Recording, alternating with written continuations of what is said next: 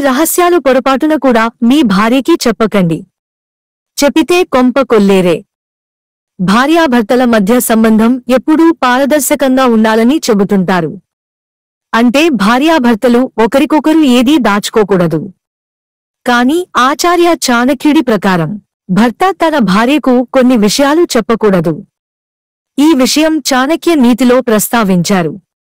కాబట్టి భర్తలు తమ భార్యల నుండి దాచాల్సిన విషయాలు ఏమిటో తెలుసుకుందాం. బలహీనత. పురుషులు తమ బలహీనతను భాగస్వామితో ఎప్పుడూ చెప్పకూడదంట.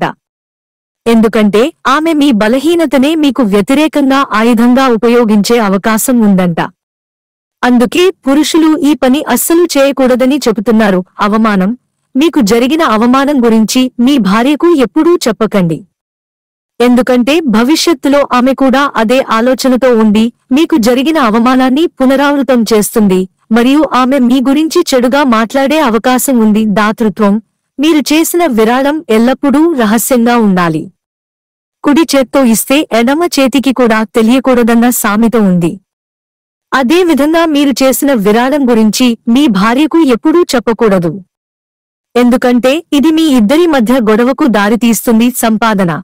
మీరు ఎంత సంపాదిస్తున్నారో, ఎంత చెల్లిస్తారో మీ భార్యకు తెలియకూడదంట. లేకపోతే అవి మీ ఖర్చులను నియంత్రిస్తాయి.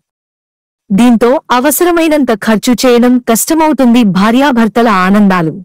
గౌరవం, నిజాయితీ, నమ్మకం, ప్రేమ, డబ్బు, కష్టాల్లో చేతులు కలపడం. గమనిక. ఈ వ్యాసం ఇంటర్నెట్లో లభ్యమయ్యే నివేదికలు మరియు సమాచారంపై ఆధారపడింది.